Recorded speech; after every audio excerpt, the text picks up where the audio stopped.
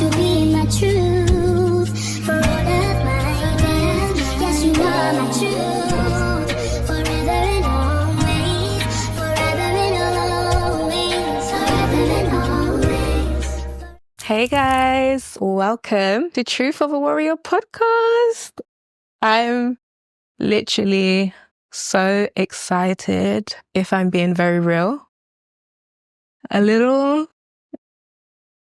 nervous, but I'm excited to be here. Like, even me being here, you guys listening in, you guys watching, is really a testament, because this was something I should have been started. It's something I should have been started. It's really just been placed on my heart. God really put it on my heart to start this podcast, which is very funny, because if you knew me, I was not the most confident person, but we are here. We are being bold. We are being courageous. I truly believe beautiful things will come from this. And so, yeah. Hi. Just to give a bit of a backstory to Truth of a Warrior, why I named it Truth of a Warrior. This was a name given to me by God. God really put it on my heart. And I feel I'm just going to explain a little bit. So with truth, Jesus is the way, the truth, and the life. It's literally that, plain and simple. And since coming on my journey with Christ, which is funny enough, actually 2 years this month, God has been showing me his truth. This has been a journey of him just revealing his truths to me, his truths that I wasn't aware of, where my whole life up to 2 years ago had literally been based on lies people had said over me, lies I had even told myself. And I don't think I was the most compassionate or honorable even to myself. I was very much a person that wouldn't speak the best about herself. My self-esteem was very low, and I will kind of get into that journey as to how I got there, and, the lies I had been told, and how God's truth really combated that. Like, God's truth helped me fight against those lies. And yeah, with warrior, I think warrior, it sets the picture of a battle. So I have sickle cell. I am a sickle cell warrior. I have sickle cell. Sickle cell doesn't have me. Amen. And the name they give us, I'm not sure who created this name, child, but a lot of us, we are called sickle cell warriors. And I feel like the name is very fitting, because every day is a fight. Every day is a battle. It's a battle of your mind. It's a battle of the body. It's a heavy, heavy burden to carry. I'll be very real. It's been a journey. And so, yeah, every day is a fight. If you guys don't know what sickle cell is, I'll quickly just explain, just to educate. But sickle cell is ultimately a blood disorder, and where people have like normal blood cells, sickle cells are crescent shaped. So they don't carry as much oxygen in the body. And when those cells get stuck, it causes pain, because it stops the blood flowing. It stops oxygen flowing to a certain part of your body. And this is happening like in your blood. So it literally happens anywhere. Yeah, I think with me, my common places are like my back, my chest. I get chest pains, joint pains, all that kind of stuff. And so when I say every day is a fight, it is a fight, because it is excruciating. I've had friends that have lost their lives due to sickle cell. Like, it's very heavy. And funny enough, because even me being on this journey with Christ, the first thing that he revealed himself to be to me was a warrior as well. And that kind of made me feel happy. And it gave me a peace, because it's like, okay, so you're a warrior, I'm a warrior, like we warriors together. But I know he's a fighter. I'm a fighter. And most importantly, I know that he's fighting for me. And yeah, Truth of a Warrior was literally a God-given name. And I think it's so fitting. And I love it so much. So, and it's so funny because even when I, went on Instagram to save the name, it was free and I loved it. So it's just meant to be. But yeah, so that's the name, Truth of a Warrior. And how did we get here today? Today, getting here, it's been a journey. To get to this point, it's been a very long, a very painful journey, an ugly journey, ugly process. But we've made it through to the other side. So yeah, I think just to kind of share my testimony a little bit as to why I feel led to start this podcast. It all started from childhood. Funny, because childhood was was a few of my worst years for me. Especially with growing up in sickle cell.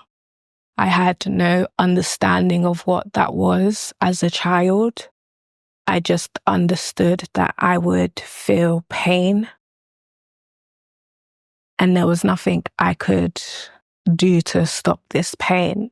And this pain would go on for so long. And funny, because even it's been a very lonely journey getting to this point. Because as a child, I know that I experienced this pain, but it's like nobody else would. My friends didn't experience this pain. My friends didn't know. The ones that I did tell, because it was something I kept very private, but the ones that I did tell, they had no idea what it was. And I didn't know how to explain it to them. I don't think doctors ever fully explained it to me. I just knew that because my mum has a certain trait, a certain genotype, and my dad has a certain genotype, I was born with sickle cell. That's literally all I was told. Funny, because she even drew a picture of the mum and the dad in stick figures. And she's like, okay, so your mum has, AS, your dad has AS, so you have SS. And I just took it. I'm a child. What else can I do? But it was a lonely experience. It was mostly the days that I do remember in hospitals. And I was in and out of hospitals as a child. I missed out on a lot of school. School was that's a very interesting one. I feel like school is where my story really begins. My testimony begins. It starts from school. And it's funny because school is like a place away from home that's almost supposed to be like your second home. This is where you spend most of your time, your time with friends. And I had this one best friend that I would share myself with. I would explain everything to. Me and her, locked in for life. That was literally my mindset. This was my best friend. And in primary school, your friends are your life, literally. And that is what I would have said. Saying she's my life is so dramatic. But at that point, as a child, that's what you think. And so I shared so much of myself with her, and only her, because funny enough, even growing up, sickle cell was something to be ashamed of. And I was always told, like, don't tell other people, or just keeping it to myself. Like, no one, even outside of my siblings, like literally no one knew that I had sickle cell. And so this was my best friend that I had told, and we kept it a secret amongst ourselves. And then I just remember one random day, I believe this was in year 6. One random day I come to school, and I've missed out quite a bit. So I come to school and I'm getting air. I'm getting air. No one's speaking to me. I look to my best friend. She's looking at me in disgust. Like, I thought we were a bit, like, I was getting ready to catch up on all the gossip, like all the drama. I go up to her and she just stares me blankly. And I'm like, okay, like, what's going on? So I brushed it off. Had gone the whole day without talking. Next day, turned everyone else against me. And I remember her telling me, like, oh, you smell like medicine. And this is my best friend, by the way. And so ultimately, the bullying started, and I was bullied by my best friend. And I had other friends that I was close with, and she turned them all against me. So literally my whole friendship circle, these people that I had trusted, these people that I had found safety with, they all turned against me. And it was because I had sickle cell. I was so confused, because now you're making fun of my appearance. Now you're making fun that I'm in pain. Like, is something I can't control. And so I had gone weeks and weeks without speaking to them. I remember there was a point my mum got involved. Like, it was a whole mess. And this was like coming to the end of year 6. So it was probably going into year 7. And funny enough, I was even reflecting on this yesterday. And it's like every major stage of my life, so like primary school, secondary school, sixth form, uni, there was always something. And especially in the area of like friendships, in the area of health, those 2 places, it was a battle. But yeah, just fast forward, we're now in year 7. And now in year 7, and I'm thinking, okay, this is really a time where I can start afresh, make new friends. There's going to be more than 30 people in the classroom. So of course I'll like find other friends, you know, it's like starting a new life. But yeah, just getting to know new faces. And I was excited for that. I was really excited at the thought of that. And I remember, I think it's not even like a week into year 7, I just remember being at home and being added to a group chat. And this group chat, it was on MSN. And that kind of shows my age, but I'm not going to tell you guys. But yeah, it was on MSN. And when I looked at this chat, I saw so many names from the people that were in year 7. So there were so many people. And there's no one's talking. So I'm like, okay, like what's happening? And one of my best friends, ex-best friends at this point, she just messages and she's like, Orelia, tell them or I will. I was so confused, and I'm laughing now, but at the time, it's not funny. I was so distraught. And she's like, yeah, so tell them or I will. And I'm like, huh? I'm so confused. And she even does a countdown. She said that was actually crazy. She's like, tell them or I will. And then she's like 5, 4, 3, like ping, ping. Like it was crazy. So yeah, I'm frazzled at this point. Like, why do I even have to share if I don't want to, if I choose not to? Why is it a thing where you're now doing, or if you don't tell them, babe, it's not for you to tell. And so before she got to the end of the countdown, I had already left the chat, so I'm not sure what was said, but I just remember thinking, okay, they all know, that's it. And it was a traumatic experience, because I'm basing my experience now on the experience I had in year 6. And in year 6, nobody wanted to be my friend because I shared this with them. I remember I even had a crush in year 6. I had a crush in year 6, and I remember he was being told that, oh, she has sickle cell, you know, like they were in a queue and I was behind them, but they didn't know. So one guy goes up to my crush now and he's like, oh, she has sickle cell, you know. And he's like, oh, I didn't care. I wouldn't kiss her anyway. And like, it's petty now, but in that moment, that really hurt, because now you're thinking I'm contagious. And it doesn't help that they call it sickle cell disease. Sorry, I don't like that disease word. But the fact that he thought I was somehow contagious or something, and I didn't know how to fight that argument. Like, if that's what you think, I can't say, oh no, it's not, it's because I don't know enough about it myself. I'm a child.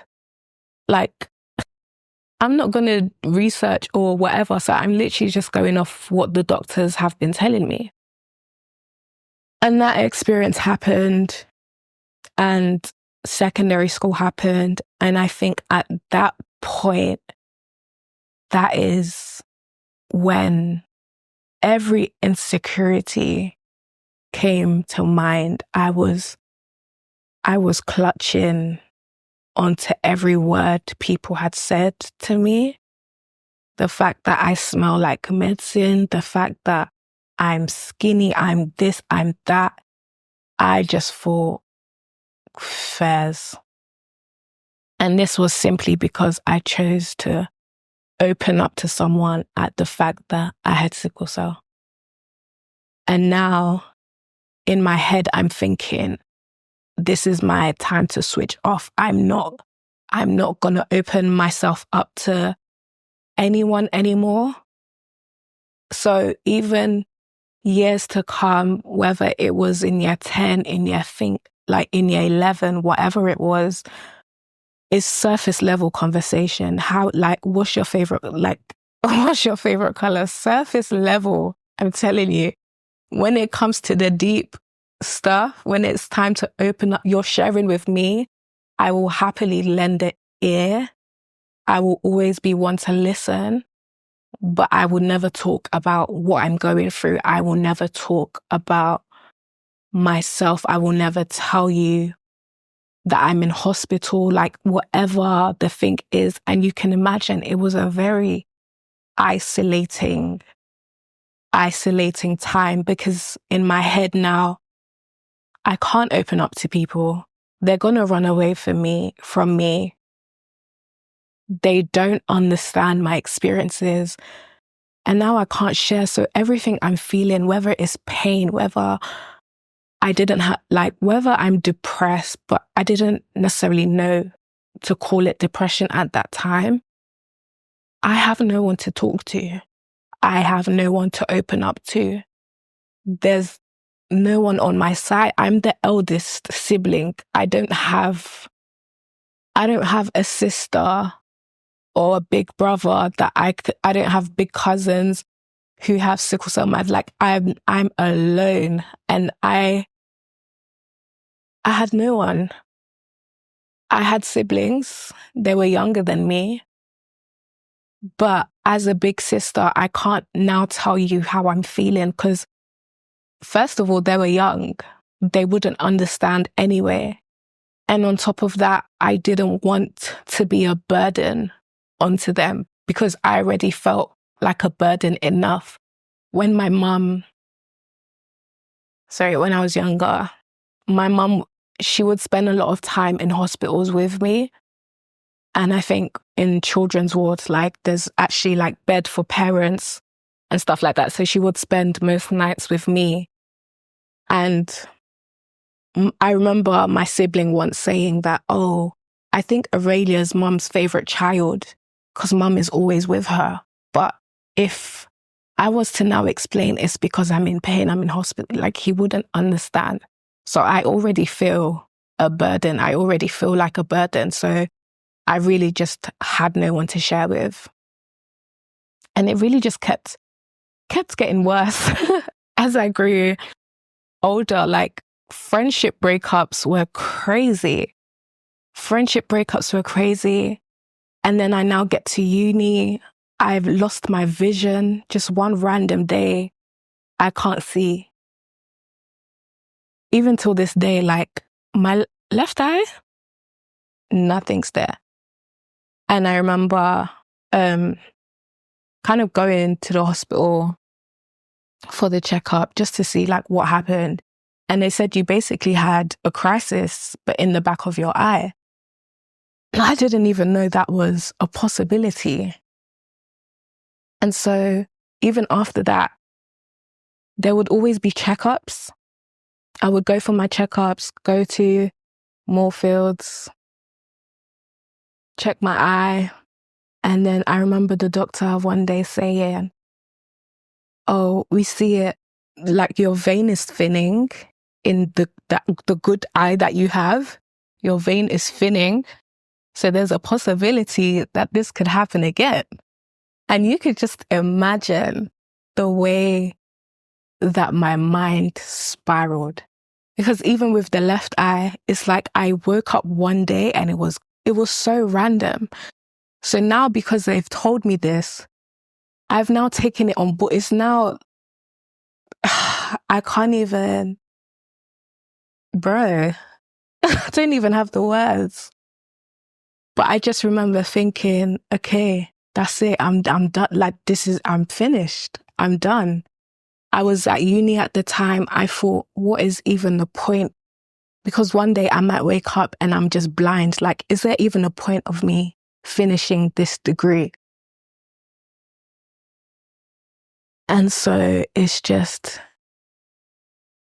things were just piling up. I already had low self-esteem. I already didn't see the value in myself. And now you're adding all this health stuff, and all because of sickle cell. So you can imagine now the dark state that I was in. The only thing I could ask is, God, why? Why are you allowing me to feel this pain? Essentially, I thought I was cursed, and I kid you not. I thought God didn't love me. Because why is it I'm like, you've given me life, or so they say. That's what I thought at the time. But you're now allowing me to feel this pain. Like, what is that about? Like, do you not love me? Like, there's other children, they're living good. But me, it's every day is something. And every day I'm going to hospitals, it's always there's always a bad report that they're just adding, that's just piling up, it's piling up. Losing my vision, I think, was the last straw for me. But I feel like I don't know where the switch happened. And I think this was even some years after, because I had finished uni some years ago, but a 3-year degree took 5 years to complete because I went into, like I said, the depression. I stopped attending. I stopped doing my work. So I got withdrawn from uni, and I was content with that. I would have been okay with being withdrawn, But because I knew it was something my mum wanted so much, I just reapplied to another uni, failed that year, got withdrawn again, went back to my first uni. Thank God they took me back. And I finished my degree, and that was it was a journey, but we made it. I graduated. My mum got her Facebook pictures. She got her pictures. Like, when I started uni, I was literally doing it to please my parents because obviously, you know, being the first child and all. But I think there was a time, especially I think in final year, where I thought, you know what, I'm going to do this for me. Because if you live with sickle cell, or it doesn't even have to be sickle cell, but any type of, whether it's like a chronic illness or any kind of struggle, there's so many things that people are always telling you can't do. And I remember once going to nursing, the doctor said, you can't do it because you can't have responsibility of other people. I remember wanting to do so much, but just being told you can't. And sometimes I didn't even have to be told that by somebody else. I think I was already programmed to think that I can't. So every time there was an opportunity, even down to something small, like it could have been a PE lesson, automatically I'm programmed to think I can't, because I'm almost like too aware of my limitations as opposed to focusing on what I can do. And so even with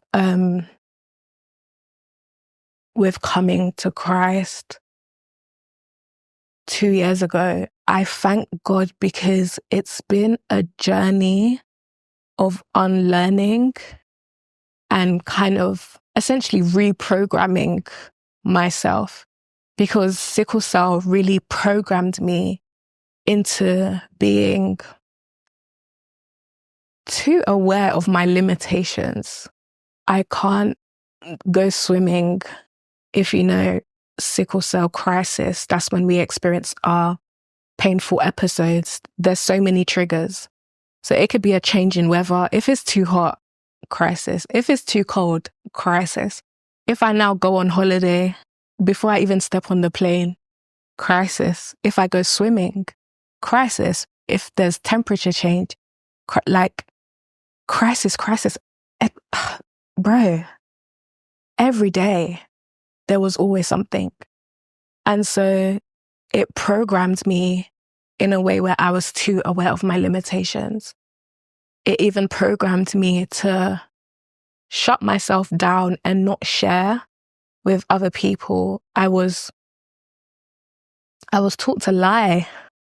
I deceived myself. I deceived others. Even the friends that I did make, I thank God for their lives. But there'll be times I'll be in hospitals and I downplay it. I'm like, okay, I'm good. Like, no, you're not good. And I think I wish I would have been able to share. I wish it hadn't been a thing that I was ashamed of, because even culturally, you're supposed to be ashamed. My mum, we was even having a conversation. So I was having a conversation with my mum yesterday. And for her, it was a shameful thing as well. Birthing a child with sickle cell, the way everyone looked at it back then is, I feel pity for you. And she didn't want to feel she didn't want people to pity her. But everyone would, because them times it was, okay, so you just gave birth, but that child is not going to live past 18. Your child is going to die. That's literally how they looked at it. Women would see it as, your child is going to die. Men would see it as, you've given me a child with a defect, like I'm on to the next one. Like your husbands would literally leave their wives at that time. And I think seeing how my mum didn't want to share, like her carrying that shame, internally, I was carrying that shame as well because I thought I can't share. I remember doctors saying it would be a miracle to live into my 20s. And that's not something that you want to hear. I thought I wouldn't make it past 20. But I am here, and it is truly by the grace of God.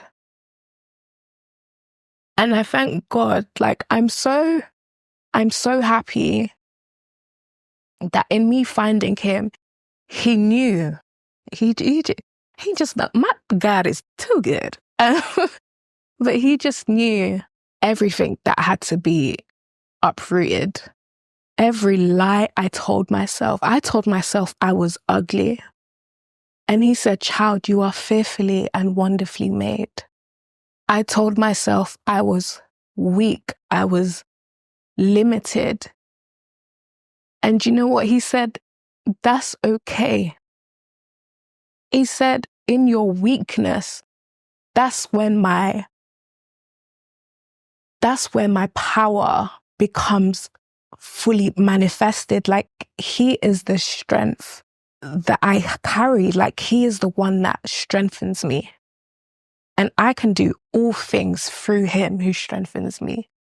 I thought I was shy. I even used to claim it. I said, I'm shy. The devil is a liar. Yeah. Sorry. But yeah, I'm not shy. It's just because I prefer to be isolated. Because of my experiences with certain people, I thought, okay, I don't like to be around people. But I wasn't a shy person. I think I was programmed to be that way. And it's funny because that's literally what God told me as well. I remember him telling me to start this podcast. And my first response instantly was, I'm shy. And he said to me, who do they say I am? And funny, because I was listening to gospel and the Lion of Judah came on. And I was like, is it Lion of Judah? In my head, I'm just thinking, I don't know what that means, Lion of Judah. What's Judah? Like, all these Christian terms. I just arrived. That was my whole process. But then he took me on a journey of just seeing, okay, what is a lion? What does a lion do? A lion is bold. A lion roars. And so you were made in my image. I need you to now be bold. I need you to roar. I need you to open your mouth. Because one thing the enemy really tried to do is attack me as a child.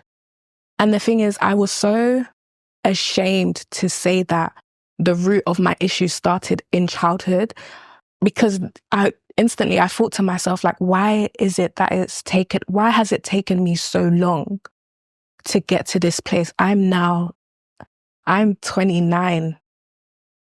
And this all started from year 6. And I carried that with me until 2 years ago. Like, why has it taken me so, like, I was so ashamed to share. But I think, again, that's just the enemy just really trying to keep me muffled, to keep me from opening my mouth. But yeah, I have to roar. I have to be bold. I have to open my mouth. I have to give a voice to the voiceless. And there's so many of us. There's so many who are not heard. And I feel like even as someone with sickle cell, we're not always heard. And that's why I feel God is calling me to advocate. And I feel God is calling me to be bold. Because he said, I'm the Lion of Judah. And if you are made in my image, you have to be a copy of me. Like, my DNA is in you. So I said, okay, Lion of Judah. And then I still went, God, I'm shy. And he said, that's not the way that I made you, but that's the way that the world made you. And then I think back to all my experiences, and it makes sense. Every experience that happened was an experience to keep me from knowing my true identity. Every experience that happened was to keep me down. But my God, there's nothing that is impossible for him. There is nothing that can stand against him. And I know in my heart of hearts, in my spirit, that I am healed, and my salvation, my identity is in Christ. My identity is not in sickle cell. Even to get to this point where I feel led to share, where I feel led to start this podcast, I think one thing that really held me back as well was the fact that I was scared to share my experiences. I didn't want people to think, oh, this girl only identifies as a girl with sickle cell. But no, my identity is not sickle cell. I am not sickle cell. That is not my identity. My identity is in Christ. And I think before I didn't want to share, even based on my experiences, my testimony, I kind of wanted to keep it brief, because in my head I remember just thinking, they're going to think this is trauma dumping. I'm just being a negative person. I'm just sharing very dark experiences. But I feel I have to share because I need to introduce you to light. And for you to know something is truly bright, that a light is radiant, I have to show the darkness. How do you know something is bright if you're not in darkness? How can I testify to the goodness and the faithfulness of God if I don't show you what He's taken me through? This is my truth. This is my experiences. And just as I'm sharing my truth, I want to share my truth, but I also want to share God's truth, because it is God's truth that you will find your identity, and it is God's truth that will reprogram. It will just transform your mind. It will renew your mind. Where you had self-doubt, where you may have not even seen the value in yourself, where you may have even had low self-esteem, and it's always based on your experiences, maybe based on what other people said about you, what they said to you. I really believe that God is doing a new thing in me. I believe there's a new boldness being unleashed. There's a new layer of being unleashed. And I'm not perfect. I wouldn't say, just to be transparent, I wouldn't say I'm completely there yet. I wouldn't say I'm the most confident person. I'm the most bold person yet. But it's a journey. And I feel whilst I'm still on my journey to discovering the full potential of who I am, the fullness of who I am in Christ, I want to be able to take my sisters, my brothers on the journey with me. I feel like this can be a journey that we do together, child, because it has been one that has been lonely. It has been one that has been very traumatic, but there is beauty in the midst of pain. And I know sometimes it's very hard to see that beauty, especially when you're going through it. If you are going through your struggles, whether it be physical, whether it be mentally, because as much as you can have physical pain, there is a toll that it takes on you mentally. Mentally, you can feel so so drained. And really and truly, I want to encourage you that whatever you may be going through right now, it is not the end. It is whatever pain you're feeling, it is not going to last. It might not feel like that right now, but just know that it gets better, especially if you introduce yourself to Christ. It gets better. And I don't know, you might be hearing this and just thinking, like, what is this girl talking about? I would think I was delulu. I was on the other side, and this had been some years ago. I'd be like, what is she actually talking about? Like, this can't be God. I can't feel this pain because of God. God forbid, like, you even come and curse him, like, question his very existence. I feel like sometimes, you know that saying, like, God gives his, what is it? Strongest battles to toughest battles to his strongest warriors, something like that, child. I feel like that's really what he does, but he doesn't do it out of a place of hatred. And he's not one that will abandon or forsake you. It is from a place of love where you are being developed. Because my mindset now is not my mindset when I first started. It's not my experience when I first came to Christ. But now I can say I am healed. And yes, the flesh is weak. There might be moments where I am struggling, but it is not to harm me.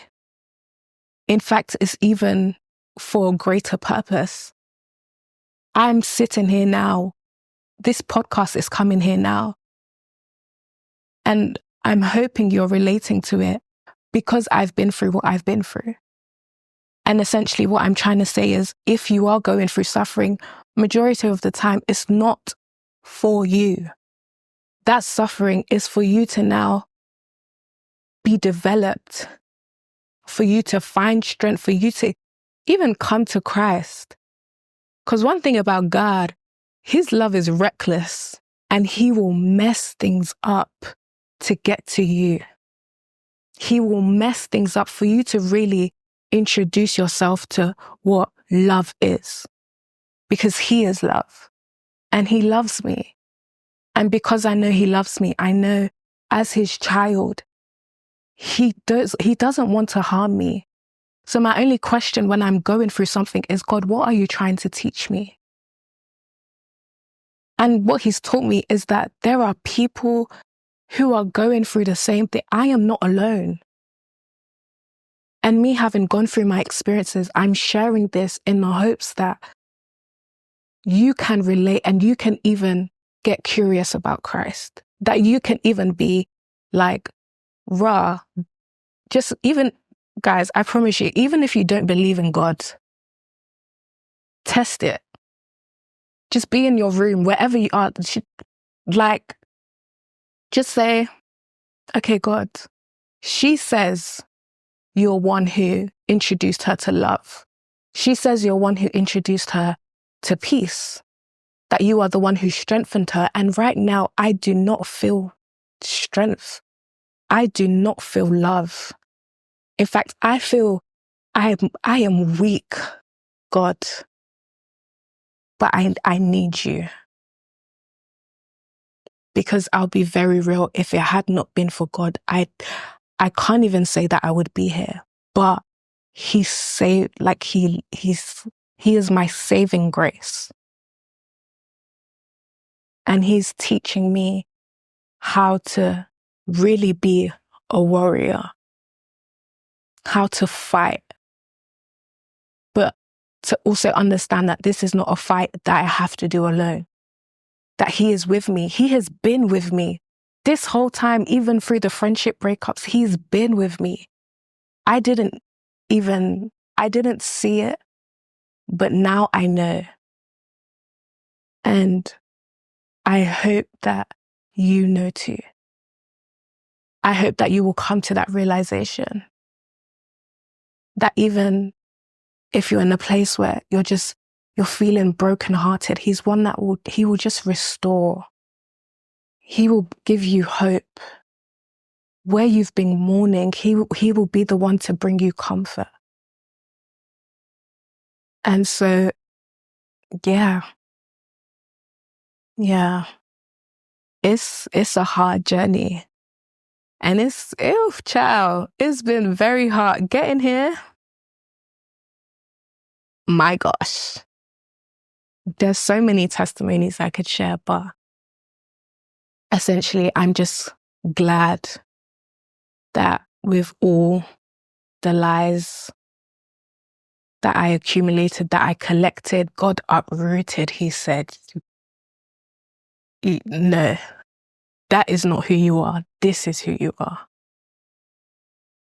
And I thank God for showing that to me. And I hope to God that you will see that in yourself. And yeah, because it is painful. But the truth is, there is beauty in pain. There's beauty in pain. There is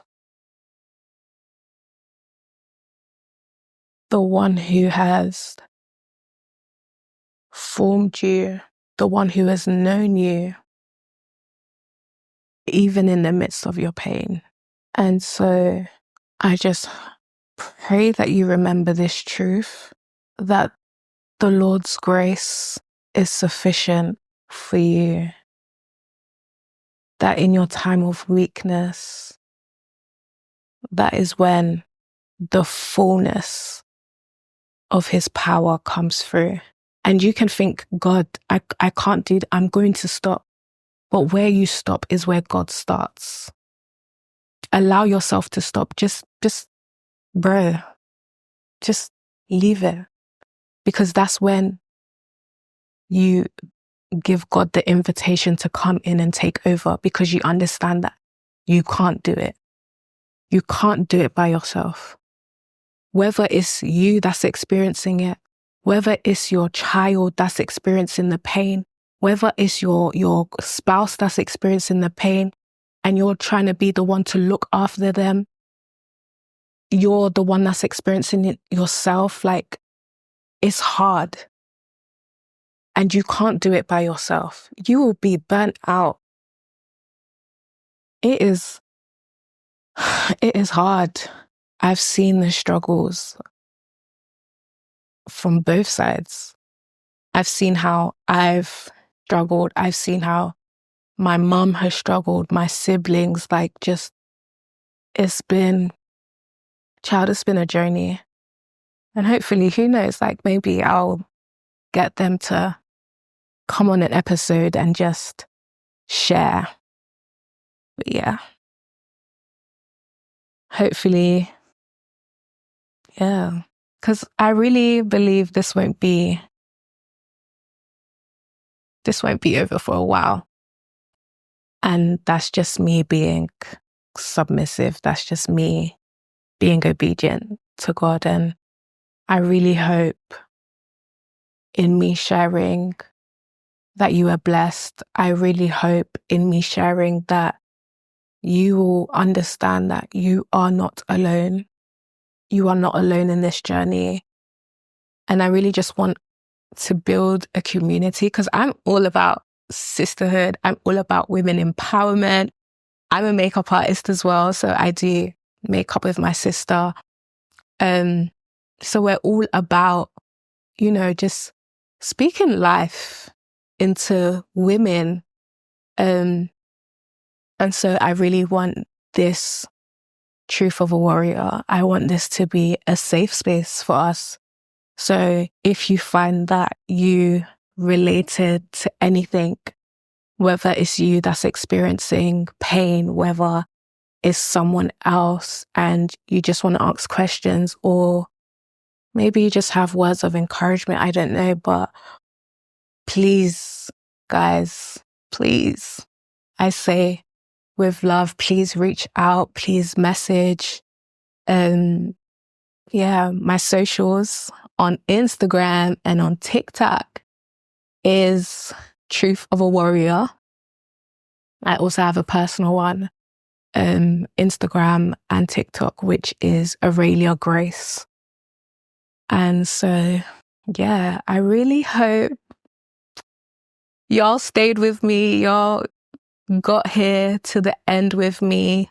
If you've made it this far, I appreciate you. I love you. Thank you for listening to me. Like, OMG.